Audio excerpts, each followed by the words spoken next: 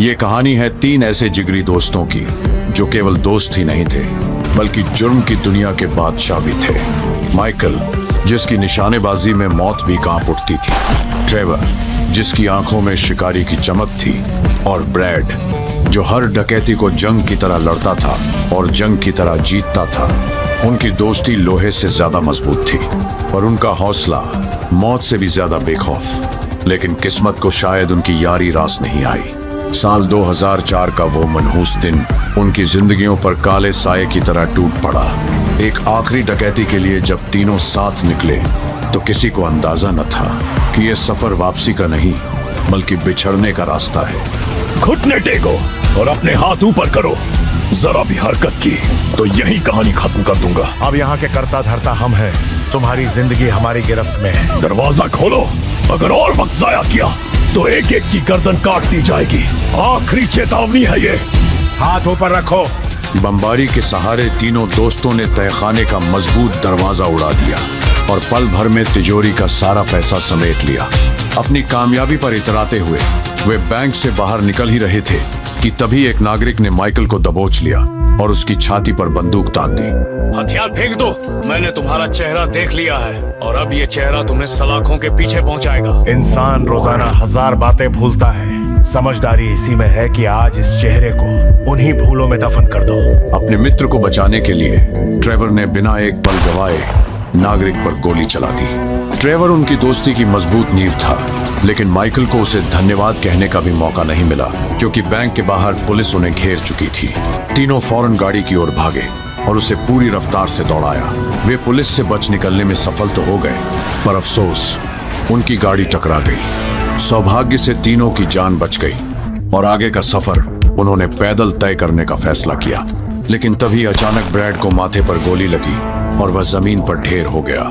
Michael और Trevor अपने मित्र को इस हालत में देखकर हैरान रह गए। उन्हें एहसास हुआ कि पुलिस पहले से ही इस इलाके में मौजूद थी और अब हालात और भी भयानक हो चुके थे।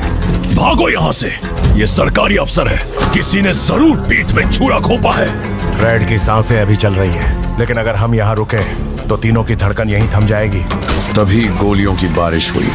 एक गोली माइकल के सीने को चीरती हुई निकल गई।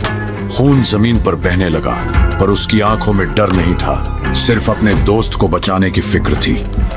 माइकल ने ट्रेवर से जाने के लिए कहा, मैं तुम्हें इस हालत में छोड़कर नहीं जाऊंगा। तब माइकल ने अपने करीबी मित्र को दोस्ती की आखिरी कसम दी।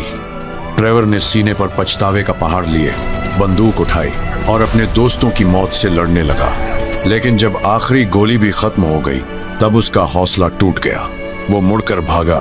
पीछे 2 घायल दोस्त थे और आगे सिर्फ जिंदा रहने की मजबूरी। एक राहगीर को उसने हॉस्टेज बनाया, मगर यह ढाल भी बेकार साबित हुई। सरकारी अफसरों की तादाद आसमान की तरह फैली हुई थी। चारों ओर बंदूकें, चीखते सायरन और मौत की दहलीज पर खड़ा एक टूटा हुआ दोस्त। उस रात गोलियों से ज्यादा तेज आवाज ट्रेवर के दिल के टूटने की थी। लेकिन यह डकैती उतनी साधारण नहीं थी जितनी दिखाई दे रही थी।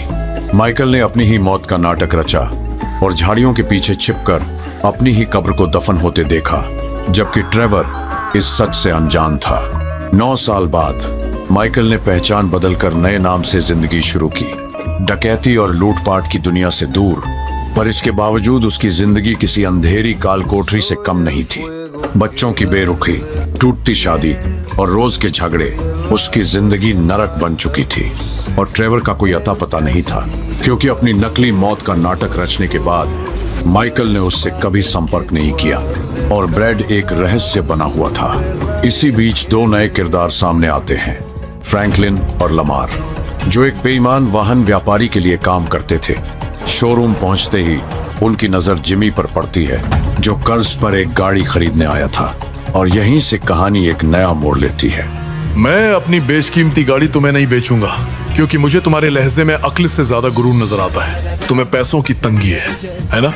पैसे की कोई तकलीफ नहीं, दौलत बेशुमार है। यही तो असली खेल है। अब ये इसे मीठे वादों में उलझाएगा और फिर इस मंदबुद्धि की पूरी कमाई निकाल लेगा। मुझे इस बकवास में कोई दिलचस्पी नहीं, मैं चलता हूँ। कुछ ही दिनों में वाहन व्यापारी ने फ्रैंकलिन को जिमी की गाड़ी वापस लाने का हुक्म दे दिया। कर्ज की तारीख अभी दूर थी, पर बेरोजगारी की बेड़ियों में जकड़ा फ्रैंकलिन मजबूर था।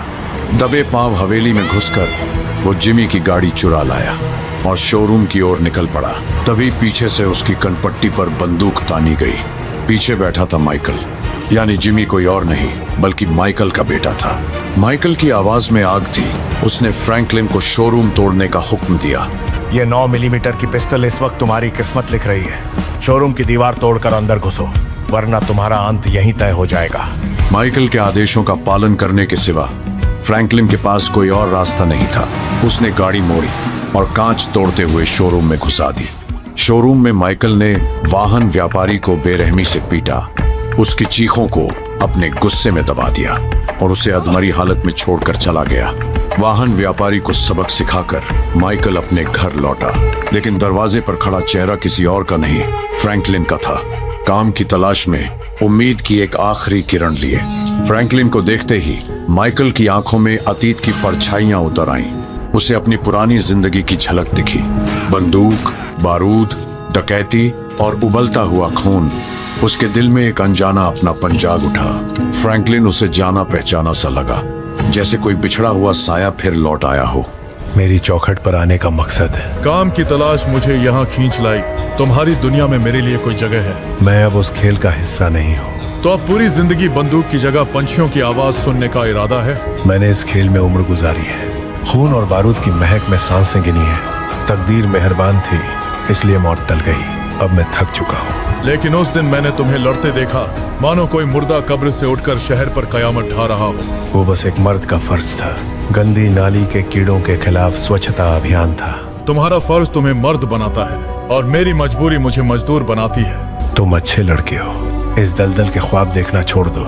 यहाँ मेहनत करो, अपनों का दिल तोड़ो, लूटो, मारो, और अगर किस्मत मेहरबान हुई तो एक मामूली गुंडे बनकर रह जाओ। ये सब सिर्फ धोखा है। कॉलेज जाओ और एक साधारण जिंदगी जियो।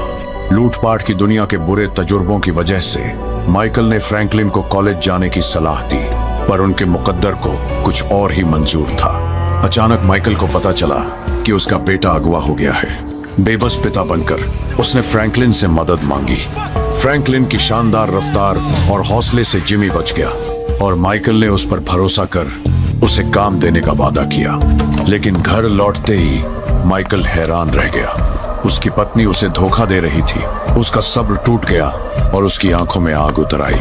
मैं उस दरिंदे को अपनी ही बीवी की इज्जत लूटने के पैसे दे रहा हूँ। दफा हो जाओ यहाँ से। माफ कर दो भाई, तुम्हारी बीवी ने कहा था कि तुम्हें हमसे कोई ऐतराज नहीं। अब मैं ऐतराज नहीं, सीधा तेरे जनाजे का इंतजाम करूंगा। मैं तुम्हारा सारा हिसाब चुका दूंगा। हिसाब अब तेरी सांसों की कीमत से होगा। ये चल क्या रहा है? कुछ नहीं, महज एक गलतफहमी है। इसने एक हरामजादे के साथ मेरे ही बिस्तर में शर्म की सारी हदें पार कर डाली। ऐसा कुछ नहीं हुआ। मेरा साथ दोगे? चल भाई, कमीने को उसकी औकात दिखाते हैं। माइकल के अंदर सिर्फ बदले की आग थी। फ्रैंकलिन के साथ वो टेनिस कोच के आलीशान बंगले तक पहुंचा, जहां उसके दिमाग में एक जबरदस्त विचार आया, पूरा बंगला मिट्टी में मिला देने का। मेरी गाड़ी के पीछे जो तार है उसे इस बंगले से कसकर बांध दो। तुम सच में इसका पूरा बंगला जड़ से उखाड़ फेंकना चाहते हो? इस हरामखोर ने मेरा गठबंधन उजाड़ फेंका है। मैंने वादा किया था दोस्त, आज के सेशन के पैसे लौटा दूंगा। मुझे पूरा यकीन है कि मेरी गैर हाजिरी में ऐसे और भी कई सेशन हुए होंगे दोस्त। तुम मेरे घर आकर मेरा पैसा खाकर मेरी ही बीवी के साथ पीठ पीछे छुरा घोंपते हो। क्रोध में अंधा होकर माइकल ने अपनी गाड़ी और लोहे की तार का इस्तेमाल किया और टेनिस कोच के बंगले को खंडर बना दिया। बदला पूरा होने की तसल्ली के साथ दोनों घर लौटे, पर वहां एक और तूफान उनका इंतजार कर रहा था।